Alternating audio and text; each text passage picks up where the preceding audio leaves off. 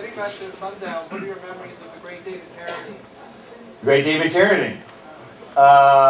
He was a very rational, reasonable, nice man. That's really it. We didn't. I didn't have that many scenes with him, and he just would vanish like a vampire when he wasn't working. He was kind of a vampire during those days. This was a different David Carradine. Yeah, in the back. I was wondering if you could say hi to my friend Josh on the phone. Could I say hi to your friend Josh on the phone? If I was your little monkey, I could. I'm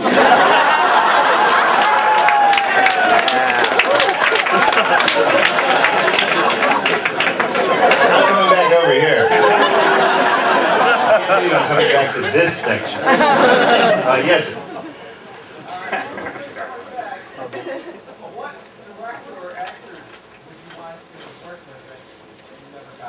Who's dead? Someone who's dead?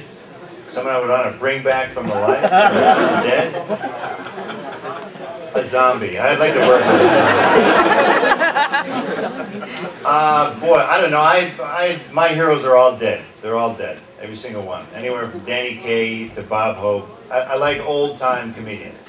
And you don't know any of them, so it's okay. Just Wikipedia them. Under old actors. Yes, over here. I just want to touch base a little bit on what you said about some of the remakes and stuff. Let's touch base. I want to touch your bases, okay? No. Given that we kind of live in the age of regurgitation, not necessarily just with movies, but also with music and stuff like that as well. We live in an age of regurgitation. Yeah, I just kind of want to ask where you think, do you think we've reached our level as far as shock is concerned? And if so, do you think there's another... I think everything goes in cycles.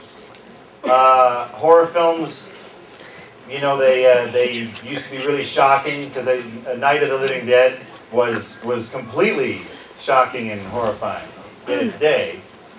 Herschel Gordon Lewis, you know, 2000 Maniacs, you know, in their day they were horribly shocking. I'm sorry to interrupt your conversation over here. Thank you. No, I'm sorry. So I think what'll happen is then the horror movies got funny. You had Freddy. You know, Freddy would crack jokes. A little child molester, Freddy. Hey, motherfucker! Then he cut their head off. So they got kind of funny for a while. Now we're getting back. Then we got into Saw and Hostel, where it's torture porn. And dear God, may that cycle end as soon as possible. Because in my opinion, it's a lot harder to make an audience jump in their seat than it is to make them squirm. Yep. Anyone can take a screwdriver and shove it into a guy's ear and turn it around, and you'll get an effect. People squirm, but to me that's lazy filmmaking. Suspense is really difficult to pull off. So I would just encourage filmmakers to just reset the clock on all that stuff. You know, that's why The Blair Witch is my favorite horror movie, and I've never seen it. because of what it represented.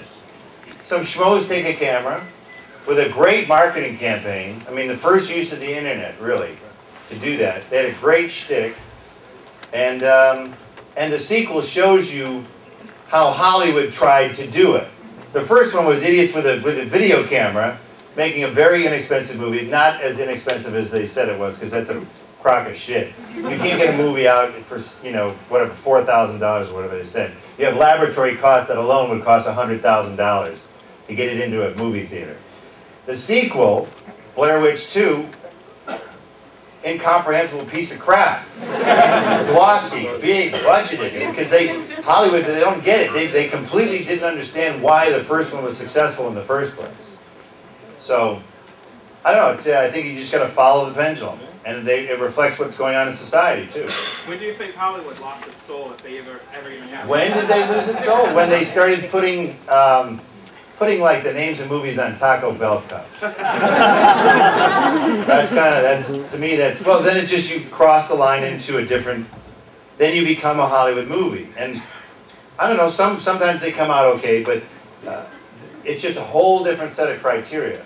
You know, when you make a movie in Hollywood, they'll have a lot of screenings for people like you before the movie's done. These are test screenings.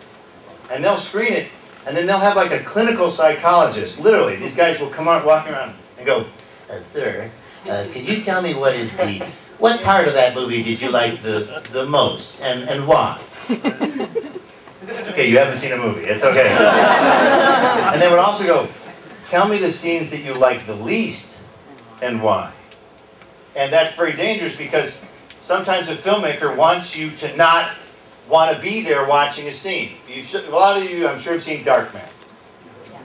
Quick example of Hollywood interference. Darkman is a scene where the rich developer, Darkman has just been blown up in the lab. We think he's dead. Fran McDormand is starting to date Colin Friels, who's this slick developer. And he's very charming, but then we cut to his apartment. And he comes in, and he just had a shower. He just has a towel. That's all he's wearing is a towel. And he walks to the end of his bed, and there's a box. And he opens the box, and this gold shimmering on his face. And he takes the box, and he pours it out onto the bed, and it's gold Krugerrands, it's gold coins. Then he steps back, he takes his towel off, and he dives onto the coins naked. And he's writhing around the coins, making love to the money. And the audience goes, and then they cut the next day, and he's like, hi, how are you? Good to see you. And you go, oh, he's a creep. Oh, he's such a creep. And that's exactly what Sam Raimi wanted you to think and feel. But then all this, they did the little studio focus groups. The scene with the coins. Ooh, it made me very uncomfortable. And it kept coming up over and over again. Scene with the coins, scene with the coins. Obviously, it's the most memorable scene in the damn movie. They made him cut it out. Because they thought it was too disturbing. Yet the filmmaker had completely and 100% succeeded in what he was trying to do. So to me, that's just a bunch of jackasses who don't really know what they're doing. Hollywood is run by like angry lawyers. They don't know what actors are. They can't. You go to have a meeting with a studio executive, they don't know what to say to you. It's all about marketing and money. Yeah, it is. And I'm not saying that that's wrong. No. It's just sort of a reality of what it is. But I have to say, and sort of in closing, I want to thank you people here for supporting everything. All the low budget stuff, all the weird stuff, all the alternative stuff. You know, it's okay to have, you know, movies that aren't $200 million. It's okay to have a movie that's $1 million or $200,000.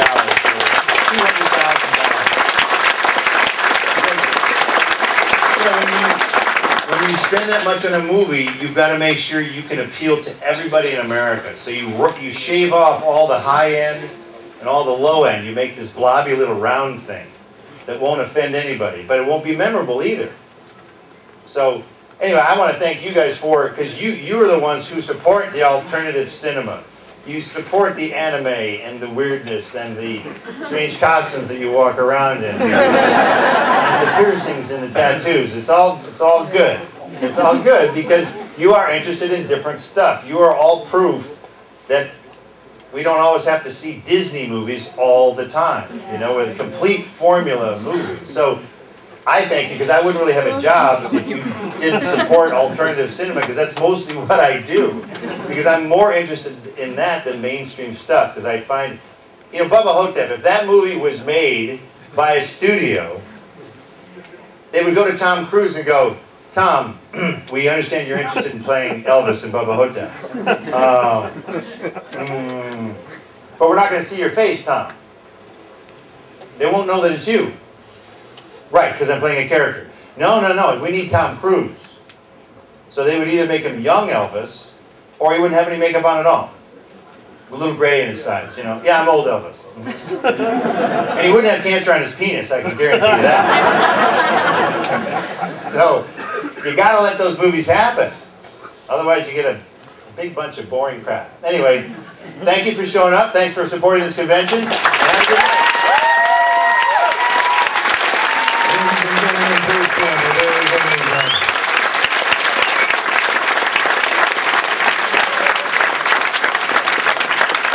Give it up for him, guys.